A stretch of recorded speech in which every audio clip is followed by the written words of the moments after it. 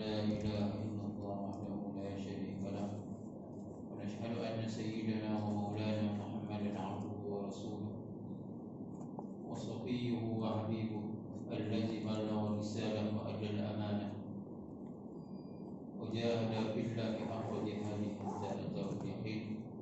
اللهم صل وسلم على سيدنا محمد الفاتح لما أغلق والخاتم لما سبق ناصر الحق بالحق والهادي إلى صراطك المستقيم وعلى آله وصحبه حق قدره ومقداره العظيم.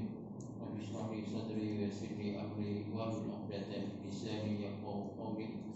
سبحانك لا علم لنا إلا ما علمتنا إنك أنت العليم الحكيم. لا حول ولا قوة إلا بالله العلي العظيم. لا حول ولا قوة إلا بالله العلي العظيم. ولا حول ولا قوة إلا بالله العلي العظيم. ثم أما بعد. Alhamdulillah, kali sama-sama kita panjatkan kesyukuran kepada Allah Subhanahu wa taala. Di kesempatan ini masih lagi Allah Subhanahu wa taala berikan kepada kita semua untuk hadir ke masjid untuk melaksanakan sembahyang maghrib jemaah untuk kesempatan yang mulia ini. Allah Subhanahu wa taala izinkan lagi kita datang ke masjid ataupun Allah taala ini walaupun dalam keadaan masih lagi pandemi COVID-19 yang belum lagi reda, tapi dah menurunlah sikit dalam lingkungan Poibu lagi lah. Dan vaksin tu nak main beda, tak tahu apa beda nak. Apa beda? Mediasi pula 7 letak tadi kot. Vaksin. Allah alam, vaksin ke apa pun kita perlu sini lah. Tak dapat vaksin ke, dapat vaksin ke, mainlah ke rumah atau untuk sedikit sebanyak untuk melaksanakan sembahyang jemaah di sini dan juga majlis kita selepas maghrib atau selepas subuh yang kita adakan di masjid ini, insyaAllah. InsyaAllah pada malam ini kita akan sambung lagi cerita berkenaan dengan Nabi Ibrahim AS. Nabi Ibrahim AS yang pada zamannya diuji dengan kumpulan masyarakat yang menyembah berhala dan menyembah selain daripada Allah Ta'ala. Bahkan sembahan yang wujud sebelum datangnya Islam ataupun pada zaman sebelum Islam, sebelum datangnya Nabi SAW, sebelum datangnya Nabi SAW, iaitu masyarakat jahiliyah, dan sebelum tu lagi, sebelum mereka jahiliyah, kita akan jumpa dengan golongan daripada golongan yang meninggalkan ketaatan dan juga keesaan kepada Allah Subhanahu wa taala selepas daripada berabad-abad ditinggalkan oleh Nabi Adam AS. Asalnya Nabi Adam AS ini turunnya daripada syurga dengan pasangan dia Siti Hawa, dalam keadaan percaya dan juga akidahnya mengesahkan Allah Subhanahu wa taala. Banyaklah perjalanan Nabi Adam AS bersama dengan anak-anak Qabil dan Habil, dan peristiwa semua itu sebenarnya menggambarkan tentang keadaan manusia, kepercayaan manusia dengan bermacam-macam kepercayaan. Bahkan lebih tahu kepercayaan yang digambarkan oleh sejarah ialah selepas daripada tenggelamnya Nabi Nuh AS. Selepas tenggelamnya Nabi Nuh AS ataupun dia punya masyarakat, umat dia pada waktu itu dah orang panggil bercampur dalam akidah ataupun pegangan macam-macam, sehingga akan ada yang menyembah selain daripada Allah Ta'ala. Asal puncanya ialah yang saya sebut dulu, kononnya untuk memperingati orang-orang soleh pada zaman dahulu. Bila memperingati orang soleh ni tidak ada gambar. Zaman kita ni ada gambar, ada handset, boleh cakap gambar ni, boleh dah gagah, boleh apa macam simpan handset. Orang dulu ni tak ada jenis tu, terpaksa kena ukiang. Ukiang dia punya patung ataupun ukiang dia punya rupa tu menjadi satu ketui. Ketui orang panggil apa? Ketui manusia. Setiap generasi dia cerita tu lah, ni lah orang soleh apa, ni lah Nabi yang kau dulu. Dia cerita kat Nabi Nak.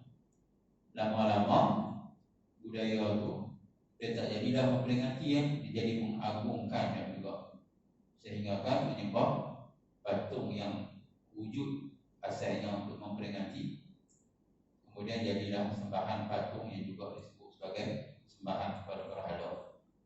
Maka selepas itulah wujud bermacam-macam ajaran yang menyembah selain daripada Allah Ta'ala.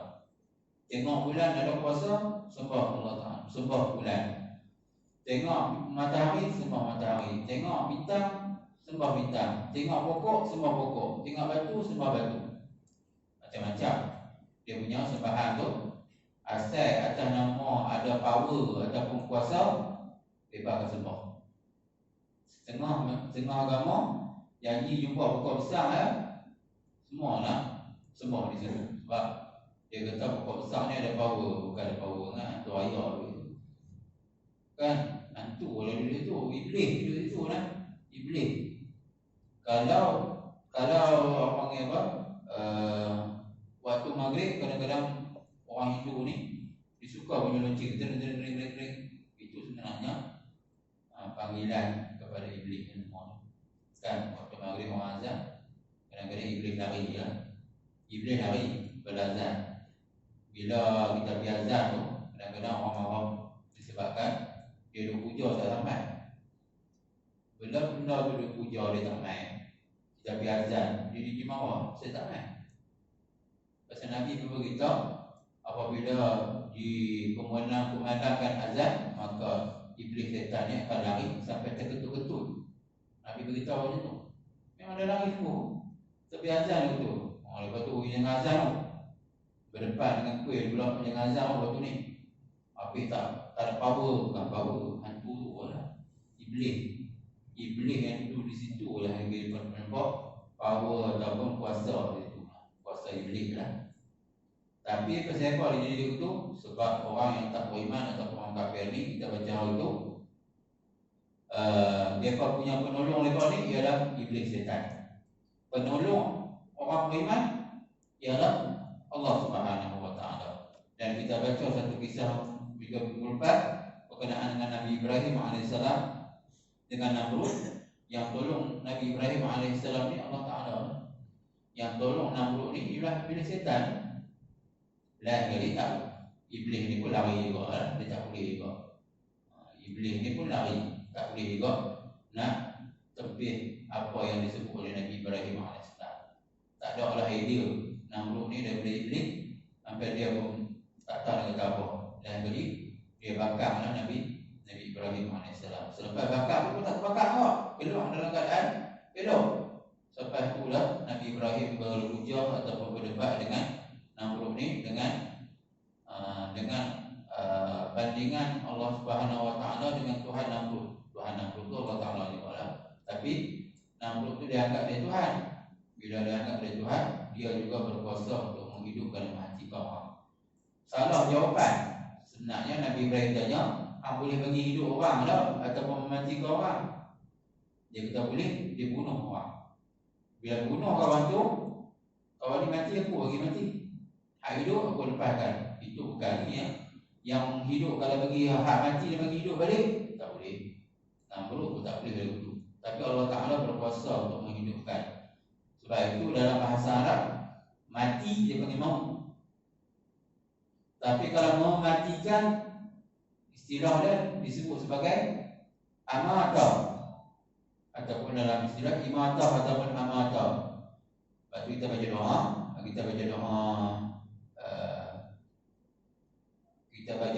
bangkit daripada tidur. Alhamdulillahillazi ahyana ba'dama amatana.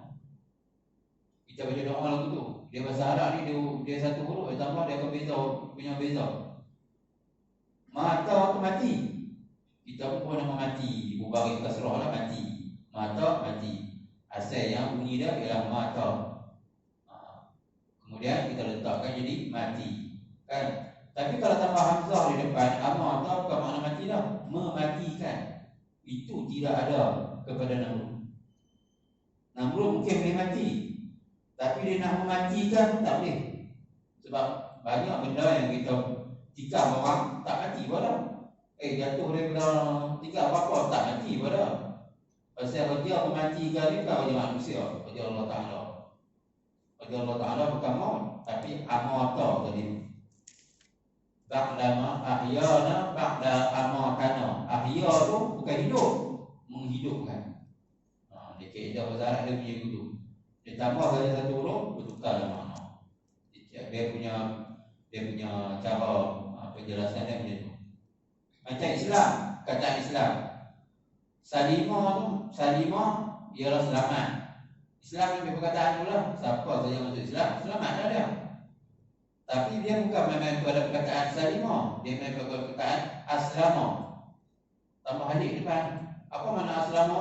Bukan selamat, menyelamatkan manusia daripada kesesatan. Sebab tu nama dia Islam. Dia tak nama salam, nama dia Islam. Macam tu juga. Itu yang ditanya oleh Nabi Ibrahim kepada Namrud, tapi yang dijawab kepada Nabi. Dia tunjuk kebodohan dia dan kesesatan dia di depan Nabi Ibrahim AS dengan pengikut dia lah yang berkata dia sebagai Tuhan ni Namrud. Tapi sebenarnya hujah ataupun kata-kata tu menunjukkan kebodohan dan juga keaguhan dia sebagai seorang manusia yang mengaku menjadi Tuhan. Tapi soalan yang kedua dia tak boleh buat lah. Bila Nabi Ibrahim kata, buat main tengok matahari sebelah timur dan juga turun belah barat, ataupun terbalik naik daripada barat turun belah timur, boleh lah. Mana satu lah, mana satu buang buat. Lepas dengar daripada tu, wahu ital ladzi kafar, tercenganglah Nabi Ibrahim AS, tercenganglah Namrud ni, tak boleh jawab hujah daripada Nabi Ibrahim AS. Allahu la yahdil qawmal zalimin, dan Allah Ta'ala lah tiada menghidayah akan segala kaum yang zalim dengan kufur kepada jalan lawan berhujah dengan Nabi Ibrahim AS. Allah Ta'ala tak boleh tunjuk lah. Memang itulah keadaan Namrud yang mengaku menjadi Tuhan, yang apa saja orang kata dia tak akan terima lah. Sebab dia ada sifat takabur dan juga angkuh. Sebab orang mengangkat dia sebagai Tuhan, sebab dia tak boleh terima benda yang lain lah. Dan kisah yang kedua yang kita baca pada malam ini di ayat yang ke 259. Kita ayat 259. Ayat 259 di tafsir Al-Ihsan tu muka surat 89. Di 246 ni bahagian ke-7 nah.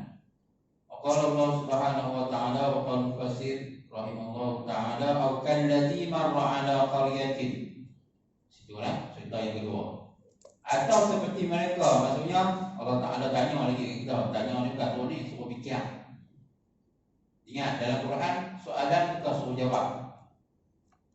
Dalam Quran mana-mana dalam Quran kalau kita belajar bahasa Arab ni pun itu bukan nama soalan untuk jawapan, tapi soalan untuk fikir ataupun soalan untuk mengingkari kepada mana-mana yang tak beriman. Dia panggil istifham ingkari dalam bahasa Arab, dia panggil istilah tu. Bukan suruh jawab. Hang beriman tak? Ya. Tak jawab. Suruh fikir tu. Suruh fikir kita ni beriman tak beriman dengan sifat-sifat yang Allah Ta'ala sebut dalam Quran. Suruh fikir. Macam ni lah juga cerita yang sebelum ni, alam tara ilal ladzi haja Ibrahim, adakah tidak kamu melihat Nabi Ibrahim berhujah dengan Namrud ni? Ini kisah yang kedua. Kalau kita sambung dia akan jadi alam tara ilal ladzina marra ala qaryatin.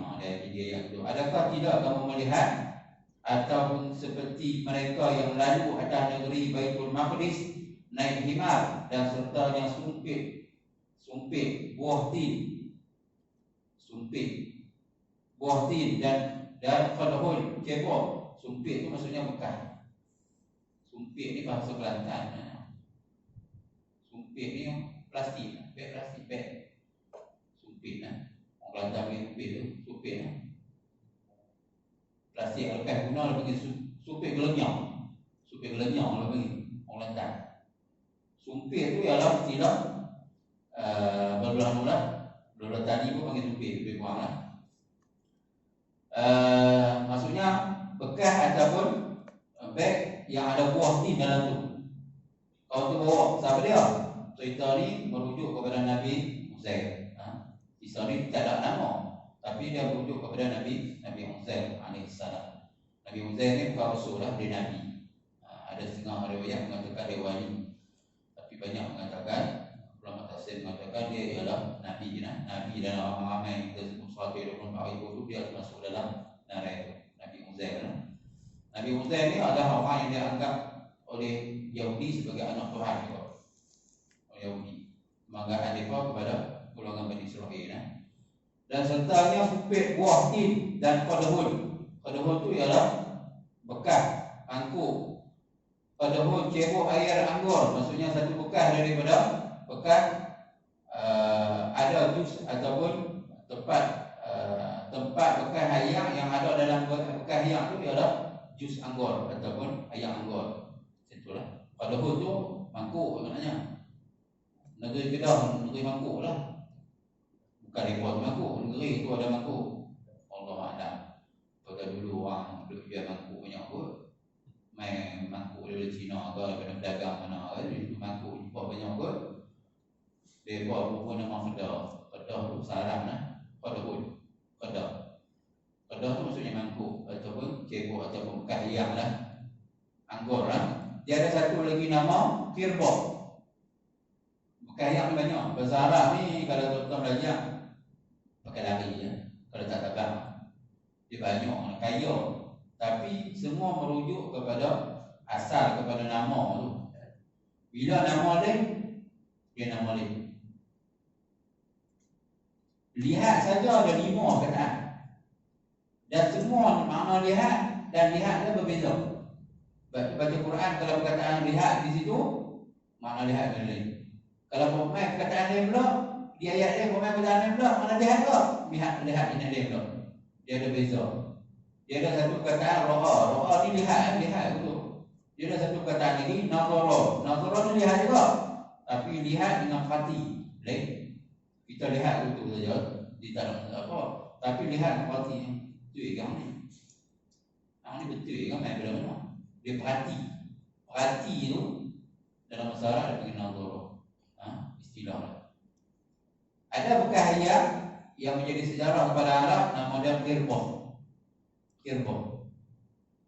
Kirbah ni ialah bekas ayat yang dibuat daripada kulit kambing.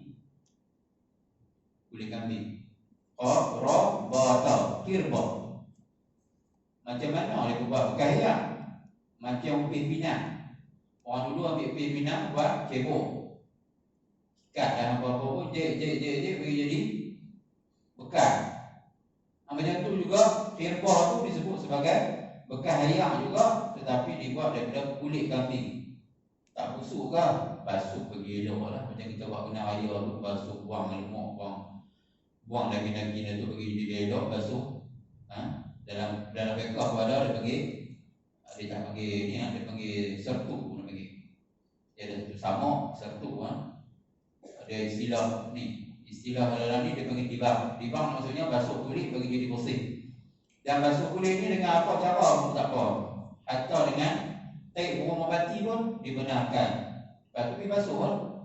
Pasal apa dalam kitab fiqh sebut tape burung merpati? Sebab tape burung merpati ni panas. Bila benda tu panas berasid tu, kulit tu akan menghilangkan lemak dan juga daging yang kesan-kesan ada di situ tu. Mudah menghilang. Kita lah ni banyaklah bahan kimia. Nak guna apa bahan kimia yang boleh hilangkan anggal tu. Jangan bubur apa lagi. Asid lah, asid dengan anggal lemak boleh hilang. Bubur benda yang boleh hilang tu lah lemak-lemak bahagian tu. Kadang orang tanya, apa dari pinggang tu boleh pakai lah? Boleh pakai.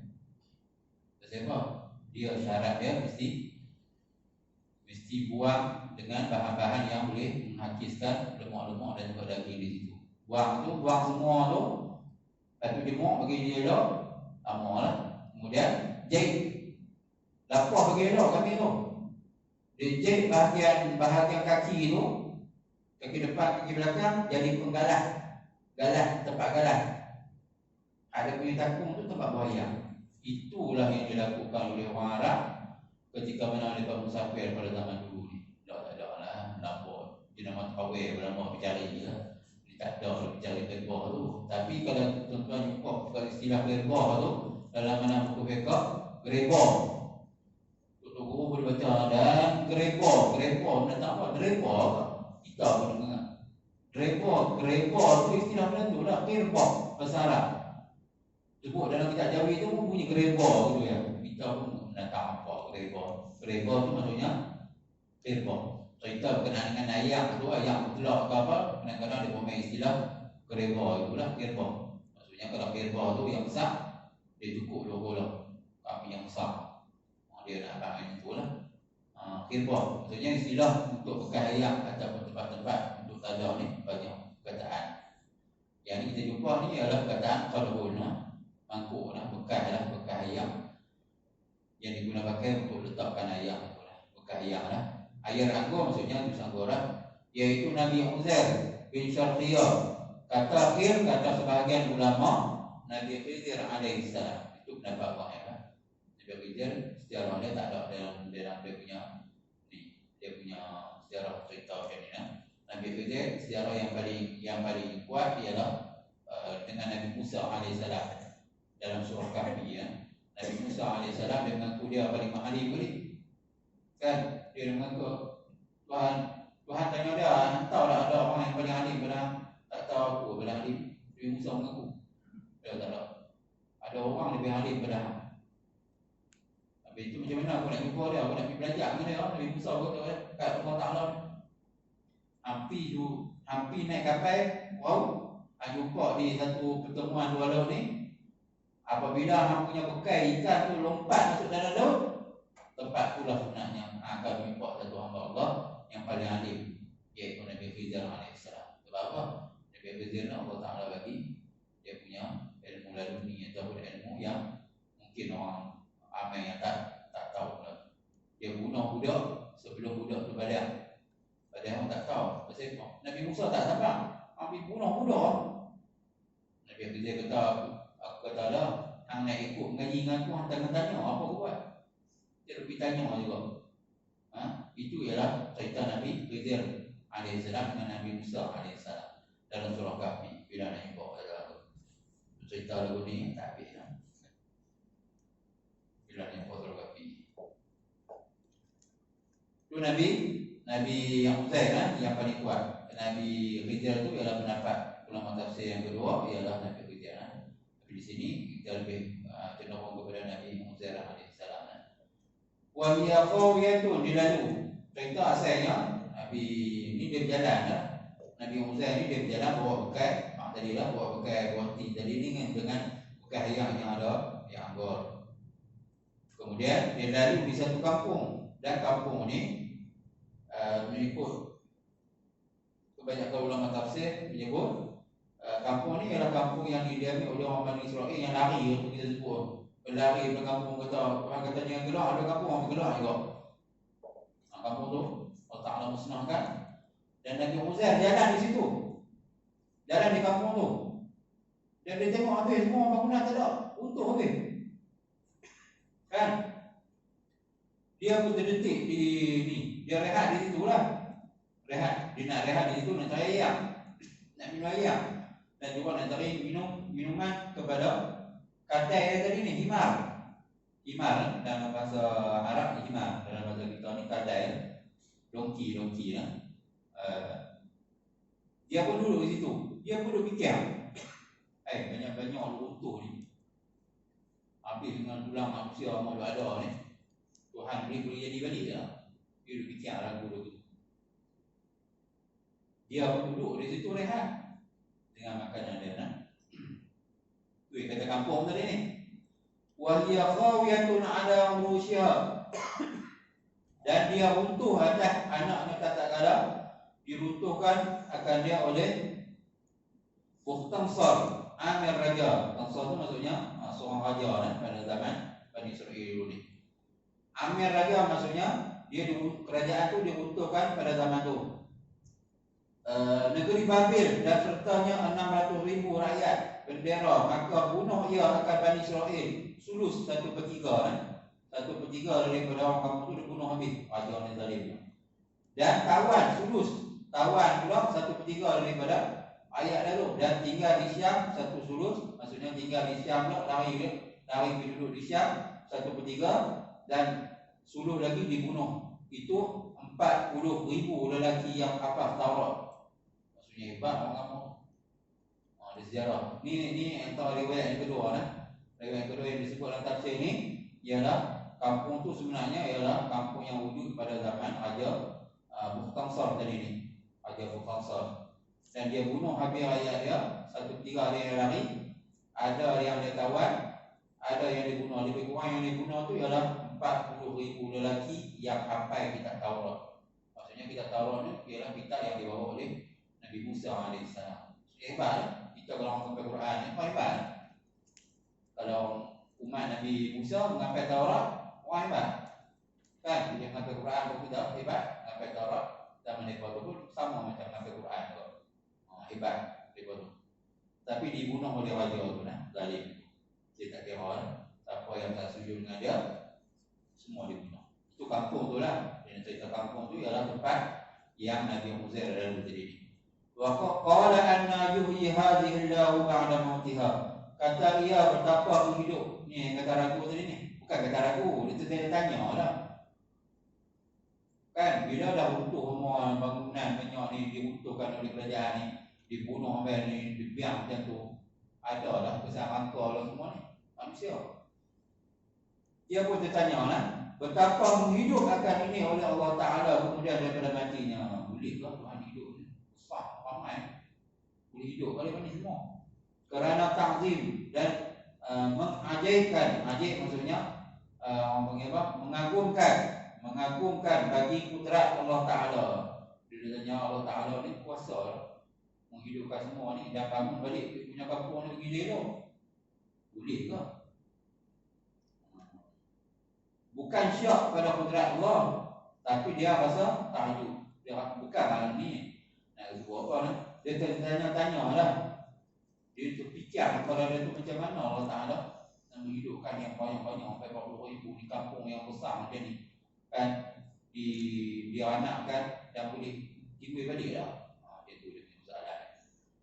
Fa'amatahu Allahu mi'ata amin, maka mati akan dia oleh Allah Ta'ala 100 tahun dalam lenongnya. Tengah-tengah dia rehat dalam soalan dia tu, Allah Ta'ala mati ataupun lenong akan dia 100 tahun. Nabi Uzair ni rehat dengan kadai dia elok okey. Allah Ta'ala bagi dia lenong 100 tahun. Tapi itu tak lama kan?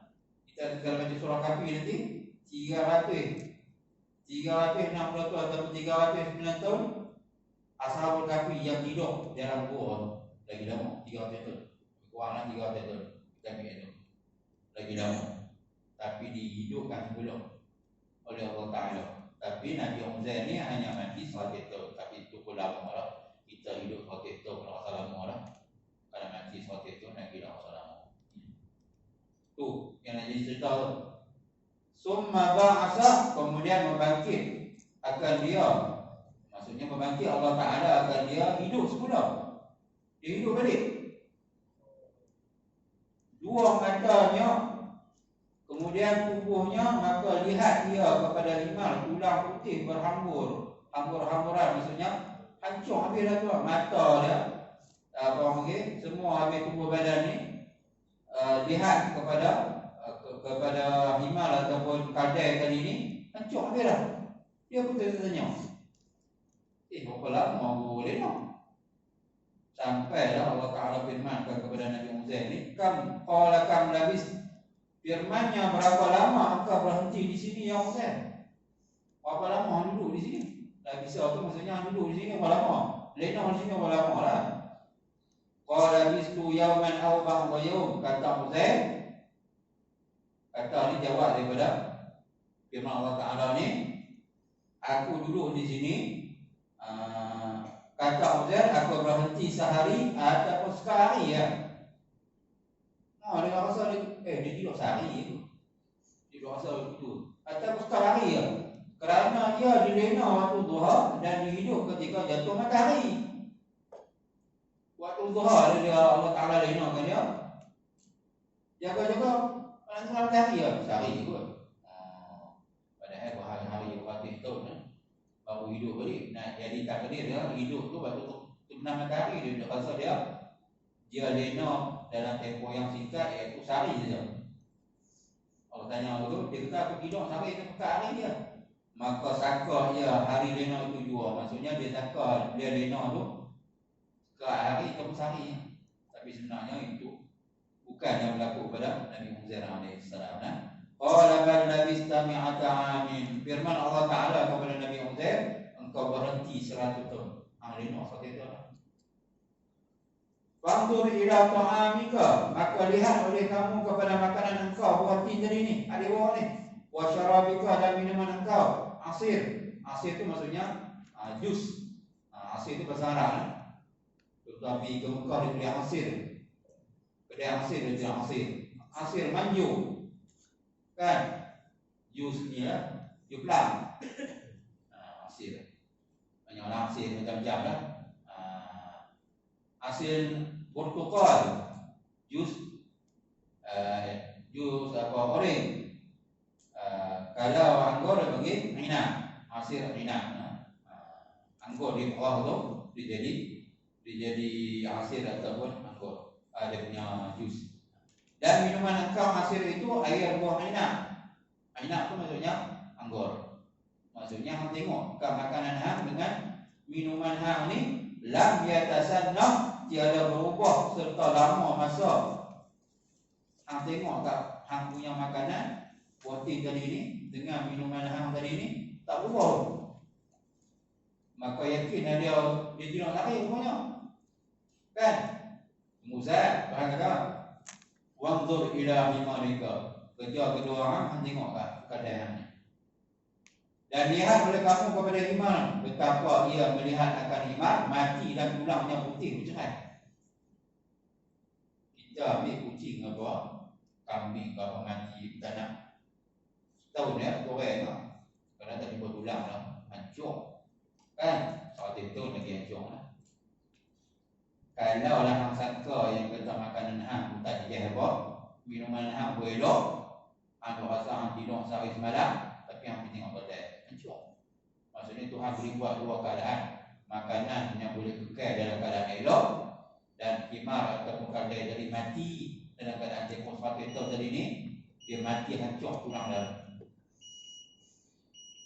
Tuhan boleh kekal ni. Pasal apa? Kerja semua kerja Allah Ta'ala. Nak bagi basi tu kerja. Kita kadang-kadang ada penyakit sains. Duk percaya ke sains? Percaya sains. Tanya pula ni apa dalam Quran ada ni cerita kelebihan apa madu. Kita pula bertanya mana sainsnya, mana apa kajian sains kata madu bukan anaknya Tuhan ke mana tanya apa. Tuhan sebut dalam Quran macam tu. Percayalah walaupun tak ada kajian sains. Dia ada penyakit agama sains pun ada juga penyakit dia begitu. Kadang-kadang dia sampai tak percaya tentang sesuatu kejadian. Tapi inilah tanda Allah Ta'ala. Makanan dan minuman walaupun dah lama lah, tetap elok tak basi tu. Kita ni hilang lah butuh pada suatu itu. Kita seminggu pun jadi apa lah makanan kita. Kita buat berita je seminggu. Jadi apa lah ngai ke lah. Ini suatu itu hancur. Tapi raja apa? Allah Ta'ala nak dijah kata dijah, itu raja Allah Ta'ala. Habis itu bagi mati ahli iman ni raja apa? Raja Allah Ta'ala juga. Maksudnya dia boleh buat benda bagi dia elok, dia boleh rosakkan atau mematikan iman tu dalam satu keadaan yang sama seperti itu tadi. Walinaj'alaka ayatan linnas, dan supaya kamu jadi akan mereka itu alamat bagi manusia akan bangkit kubur, dan supaya akan ketahui akan kesempurnaan kudrat kami, iaitu kudrat Allah Ta'ala atas menghidup yang mati dan mematikan yang hidup dan yang lainnya. Pasal raja hidup, raja mematikan ni, raja Allah Ta'ala. Pasal dia jangan ada ragu-ragu. Duk bertanya pula. Kan, lepas tu ada kisah Nabi SAW ni dengan orang kafir ni. Ada yang pakai tulang. Dia main tunjuk kat tulang kat Nabi ni. Muhammad, sebut kami ni tulang jadi boleh hidup boleh tak? Kita dia ni nak nampak tunjuk tu. Dia bagi logik kita maksudnya antara juga bagi hidup. So kita try memang tak boleh lah, kita bukan Tuhan. Tapi Allah Ta'ala ni berkuasa menghidupkan dan mematikan apa saja. Bahkan dia akan menghidupkan sesuatu benda di depan kita semua ni. Allah Ta'ala akan hidupkan semula. Walaupun hancur dah. Sebab tu dalam saya sebut dalam tauhid, dalam bab kematian ni, bila tulang semua hancur, dia ada satu benda yang tak hancur, nama dia ajibuz zana. Ajibuz zana ni maksudnya tulang celungking belakang tadi tu dia halus ya. Dan ajibuz zana tu roboh pun tak hancur, bakar pun tak berat. Dan dia mati berapa tahun pun dia tak akan hilang. Dan daripada ajibuz zana itulah kata ulama tauhid, dia akan jadikan semula manusia walaupun beribu tahun dia meninggal, Allah Ta'ala akan jadikan dia semula seperti mana dia macam biji benih yang akan tumbuh seperti mana pokok. Maksudnya akan jadi balik manusia. Tapi itu Tuhan tak tahu kau benih apa. Tuhan tahu. Tapi itulah kuasa Allah Subhanahu Wa Ta'ala. Tak payah tanya Tuhan yang boleh lah buat main tulang. Bukan kata tulang situ ini hancur boleh buat main hidup balik. Allah Ta'ala boleh hidup balik. Wanzur ila al-'idhami kaifa nunshizuha, dan lihat oleh kamu kepada yang tulang himat.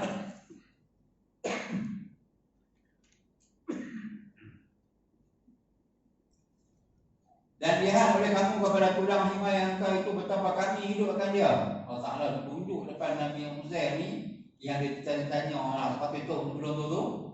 Dia kata tengok ni lagi. Imam ni bawah. Ni tengok tulang ni balik. Ni hidup balik tulang ni. Jadi balik pulang. Summa naksuha rahma. Kemudian kami pakai akan dia daging, maksudnya daripada Allah Ta'ala jadikan tulang balik, Allah balikkan tulang tu dengan daging balik depan ni. Tak yakin lagi tu. Mungkinlah Abu Jahal, Abu Lahab ni tunjuk memang diri betul lah. Duk kelingan Nabi Muhammad tu pasal tu. Sampai tahap tak percaya macam tu lah. Sampai kena tunjuk macam-macam depan ekor ni baru percaya. Tapi Nabi Uzair ni mempunyai pengalaman yang hebat. Allah Ta'ala tunjuk depan dia, walaupun dalam detik hatinya seolah-olah dia tak menolak tentang kekuasaan Allah Ta'ala, tetapi dia tertanya-tanya, boleh ke? Boleh ke? Bukan kata boleh lah, lebih daripada tu Allah Ta'ala boleh baginya. Kemudian kami pakai, maksudnya balut daging tulang tu dengan daging. Maka melihat ia kepada tulang himat, sungguh telah berhimpun. Maksudnya berhimpun habis dah tulang, pergi jadi elok, angkau elok. Dan bersusun segala juzuk itu, setengah kepada setengahnya, pada tempat masing-masing tulang dan urat. Urat ni bukan urat. Lagi tanya urat, Ustaz, apa himat ni ada urat? Sebab dalam kitab ni ada urat. Ni ke urat? Yang tu kena baca urat boleh lah. Memang hijau sama. Tak ada bila urat je lah. Urat maksudnya Allah Ta'ala himpunkan balik isi tulang dan urat-urat yang ada pada himat tu, Allah Ta'ala bagi jadi balik. Dan dipakaikan daging dan ditiupkan ruh kepada himat daripadanya, dan bersuara ia bangkit. Maksudnya bangkit tu himat. Buat berlaku depan kita ni. Penimbalan. Tak percaya lagi, tak tahu lah. Saya pernah dulu ngaji Mesir dulu. Ada seorang ngajak tafsir lah. Tapi jauh masjid tu nak pergi, tapi tak minggu saya pergi lah. Sana kereta api murah. Saya tahu lagi kereta api murah, 5 ukam naik sampai. Pasal dia ada kereta api orang kampung naik. Kita nampak macam canggih lah di Malaysia ni. Kereta api dok Mesir canggih.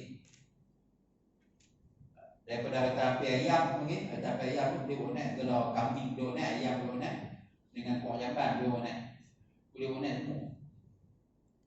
Kan? Kereta api tu murah. Naik kereta api tu lah 5 bang. Kadang harga pelajar RM1 di 5 bang. Dia ada masjid satu di Tontor lah. Ada Dr. Ingat nama dia, Dr. Judah lah. Dia pernah cerita, dia banyak tafsir bukan jemaah.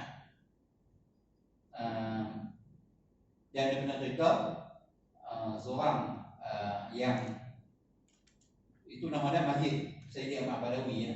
Sayyidi Ahmad Badawi ni seorang wali Allah lah, duduk di Mesir, makam di sana. Dan ada ulama yang mengajar di masjid tu, kan? Dia mengajar tentang, kita baca ni, tentang Bani Israel minta supaya Nabi Musa AS minta supaya didatangkan lembu. Cerita Baqarah tu lembu. Dia tanya lembu ni mana? Lembu ni tak pernah buat kerja apa baju, tak pernah. Warna dia macam mana? Warna dia warna emas. Sampai orang ada dengar tu cengar-cengar, ada bunyi yang mana? Tak pernah buat kerja dan warna dia banyak kuning emas. Ekor pun tak tahu. Tapi dengan takdir Allah Ta'ala, lembu tu masuk daripada pintu tu, keluar pintu tu hilang. Lembu yang warna emas tu, Allah Ta'ala tunjuk orang pakat tengok. Dia masuk ke pintu tu, dia keluar pintu tu, orang pijak tak ada lah. Itu antara orang soleh sampai Allah Ta'ala bantu. Macam tu punya cerita. Tapi orang tak mahu beriman kita hang ni sihir. Yang main lembu lah. Kalau orang tak percaya ni jadi begitu lah. Sampai tahap tu Allah Ta'ala ni agungkan orang-orang soleh ataupun wali Allah ni. Sampai tahap Allah Ta'ala hiburkan apa panggil, zahirkan benda-benda yang kadang-kadang masyarakat tak apa-apa nak jelas.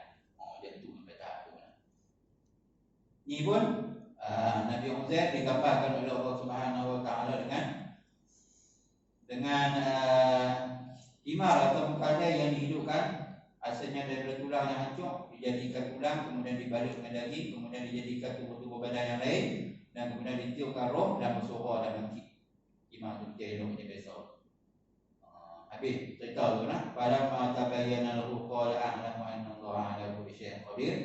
Maka tatkala nyata baginya demikian itu, dengan mata kepala berlaku ia, aku ketahui dan aku yakin bahawasanya Allah Ta'ala itu atas setiap sesuatu amat kuasa. Sampai itu ayat tu, sampai itu kan. Bawah tu cerita nanti kita akan baca tu, dia sebenarnya dia ulang balik tu. Dia ulang balik cerita perinci saja. Kita akan baca tu sehingga panjang lagi. Akhirnya itu satu cerita yang kita baca macam ni. Cerita berkenaan Nabi Uzair, cerita tentang keesaan Allah Ta'ala, cerita tentang kebangkitan daripada mati. Allah Ta'ala berhak melakukan apa saja yang dikehendaki. Walaupun dalam bayangan kita ni tak logik ataupun tak boleh masuk akal, tu kan hancur boleh jadi balik. Allah Ta'ala tunjuk kepada Nabi Uzair AS ni, sampailah dihidupkan balik himar kardai dia ni daripada tulang-tulang yang hancur jadi balik himar yang hidup ni, dia bangkit hidup balik semula di depan Nabi Uzair AS. Itulah kata-kata tu nyata baginya yang demikian itu. Maka kepala Nabi Uzair AS berkata, ya aku ketahui dan aku yakin bahawasanya Allah Ta'ala itu atas tiap-tiap sesuatu amat kuasa. Allah Ta'ala ini berkuasa menjadikan segala sesuatu. Semoga cerita ni bukan cerita saja, tetapi menjadi keyakinan kita kepada tauhid.